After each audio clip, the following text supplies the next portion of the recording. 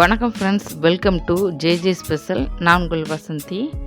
ஒரு சில நேரங்களில் விக்கல் வந்துச்சுன்னா, அது எவ்வளோ தண்ணி குடித்தானாலும் ஸ்டாப்பே ஆகாது.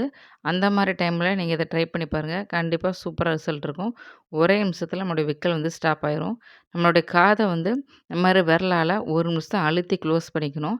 அப்புறமா கையை எடுத்துருங்க. விக்கல் வந்த இடம் தெரியாமல் உடனே சரியாயிரும். இதை எல்லாருமே ட்ரை பண்ணி பார்க்கலாம். வீட்டில் நாங்கள் செய்து பார்த்து நல்ல ரிசல்ட் கிடைச்சதுனால உங்கள்கிட்ட நான் ஷேர் பண்ணிக்கிறேன். அது மட்டும் இல்லாமல் இந்த விக்கல் நிற்கிறதுக்கு இன்னும் ஒரு சில டிப்ஸும் கூட இருக்குது. தொடர்ந்து பாருங்கள்.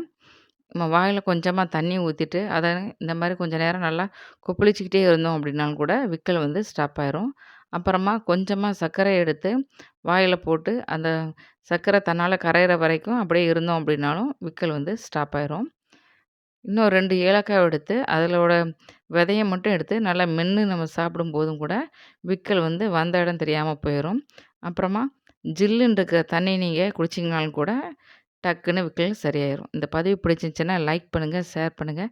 நம்ம சேனலை சப்ஸ்கிரைப் பண்ணுங்கள். Thank you friends.